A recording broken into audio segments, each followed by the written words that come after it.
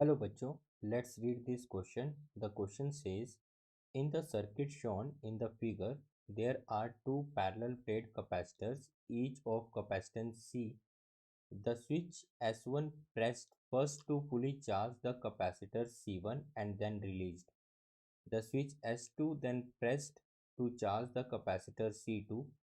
After some time, S2 released and then S3 pressed.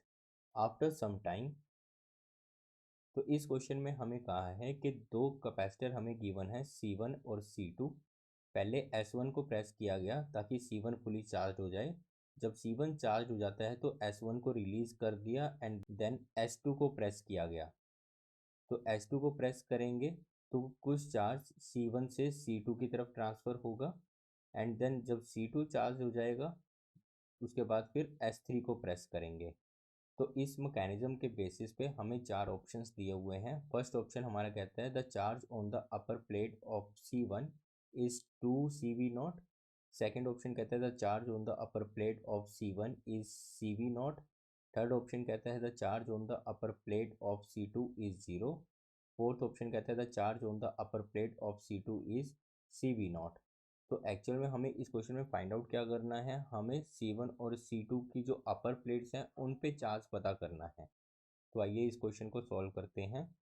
तो इस question का जो की कंसेप्ट होगा, the key concept of this question is charge on capacitor.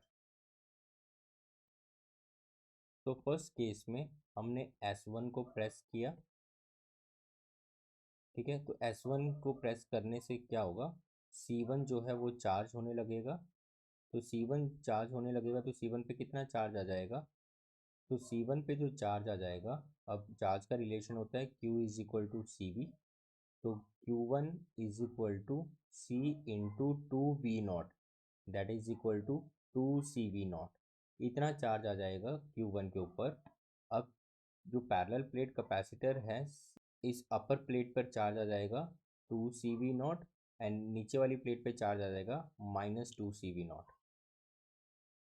अब सेकंड कंडीशन में हमें क्या कहा है,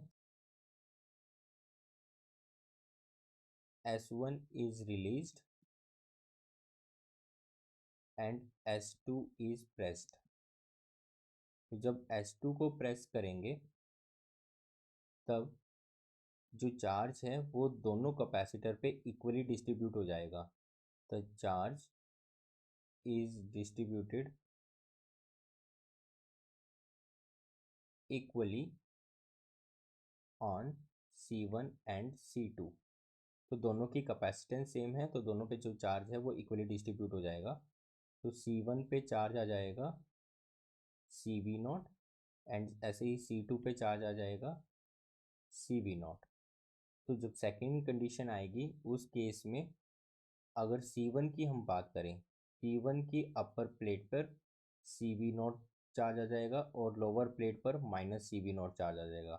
ऐसे ही C2 की बात करें तो कैपेसिटर की अपर प्लेट पर CV0 और नीचे वाली प्लेट पर -CV0 चार्ज आ जाएगा।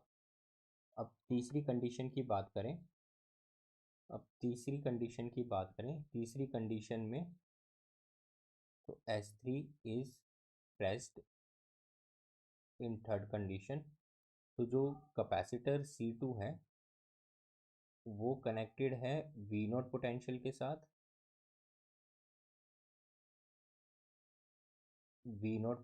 साथ, कनेक्टेड है C2। तो इसकी वजह से V0 पोटेंशियल की वजह से ऊपर वाली प्लेट पर चार्ज आ जाएगा -CV0 और नीचे वाली प्लेट पर चार्ज आ जाएगा +CV0। एंड जो कैपेसिटर है C1 उस पर इस चीज़ का कोई भी फ़र्क नहीं पड़ेगा क्योंकि वो किसी के साथ भी अभी कनेक्टेड नहीं है। तो उस पर उतना ही चार्ज रहेगा अपर प्लेट पर CV0 और नीचे वाली प्लेट पर -CV0।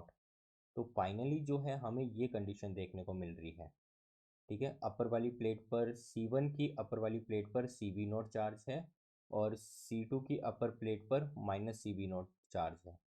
तो अब आइए ऑप्शंस को दोबारा से पढ़ते हैं। तो इन ऑप्शंस के अकॉर्डिंगली जो फर्स्ट ऑप्शन था the charge on the upper plate of the C1 is 2CV0। तो ये ऑप्शन जो है ये गलत हो जाता है, क्योंकि जो फाइनली हमारे पास C1 के ऊपर जो है वो CV0 चार्ज आया है। सेकंड ऑप्शन है the charge on the upper plate of C1 is CV0, तो ये करेक्ट हो गया। The charge on the upper plate of C2 is zero, ये रॉन्ग है, क्योंकि चार्ज आया है वो है -CV0 और CV0। ठीक है। एंड फोर्थ ऑप्शन है the charge on the upper plate of the C2 is CV0, ये भी गलत है, क्योंकि अपर प्लेट पर जो चार्ज आया है वो है -CV0। तो ऑप्शन नंबर बी हमारा करेक्ट हो जाता है। So I hope you will understand this question.